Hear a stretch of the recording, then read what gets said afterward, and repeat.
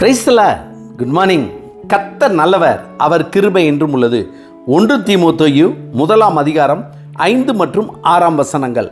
கற்பனையின் பொருள் என்னவெனில், சுத்தமான இருதயத்திலும் நல் மனச்சாட்சியிலும் மாயமற்ற விசுவாசத்திலும் பிறக்கும் அன்பே. இவைகளை சிலர் நோக்காமல் வீண் பேச்சுக்கு இடம் கொடுத்து விலகி போனார்கள். 1 தீமோத்தேயு 1 அதிகாரம் 5 மற்றும் 6 வசனங்கள். ஆண்டவருடைய கற்பனை என்னவென்றால், சுத்த இருதயம், நல் மனச்சாட்சி, மாயமற்ற விசுவாசம், அன்பு ஆகியவைகளே ஆகும்.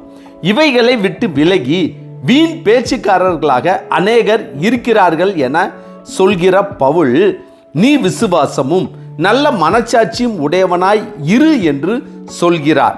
அநேகர் நல் மனச்சாட்சியையும் விசுவாசத்தையும் அன்பையும் தள்ளிவிட்டு போனாலும், ஆண்டவரால் தெரிந்து கொள்ளப்பட்ட நீங்களும் நானும் இவைகளை காத்து நடக்க வேண்டியது மிகவும் அவசியம்.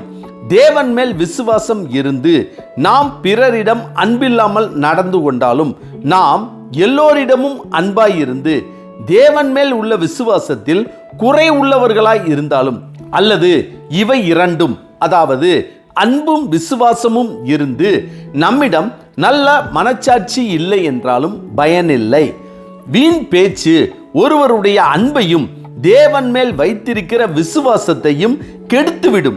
மேலும் வீண் பேச்சால் நம்முடைய மனச்சாட்சிக்கு விரோதமாக பேச வேண்டிய சூழ்நிலை வந்துவிடும். உலகில் அநேகர் எப்படிப்பட்டவர்களாக இருந்தாலும், ஆண்டவரை நேசிக்கிற, ஆண்டவரால் நேசிக்கப்படுகிற நம்மை பார்த்துதான் நீ விசுவாசமும் நல்ல மனச்சாட்சியும் உடையவனாய் இரு என்று பவுல் சொல்கிறார். எனவே ஆண்டவர் விரும்புகிற அவருடைய கற்பனைகளுக்கு கீழ்ப்படிந்து அவருக்கு பிரியமானவர்களாக நல் மனச்சாட்சியோடு விசுவாசத்தோடு அன்போடு வாழ்வோம். அழியாத அநேக ஆசீர்வாதங்களை பெறுவோம். ஆமென். ஜெபிப்போமா.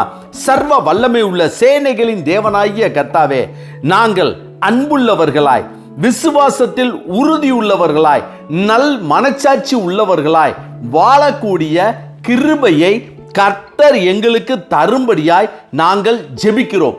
கர்த்தாவே, இந்த நாளை நீர் கொடுத்ததற்காய் நன்றி.